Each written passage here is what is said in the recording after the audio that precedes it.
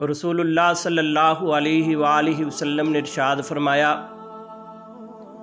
मेरी उम्मत के लोगों के तमाम गुनाह माफ़ कर दिए जाएंगे, लेकिन कुछ लोग ऐसे होंगे जो खुले आम गुनाह करेंगे।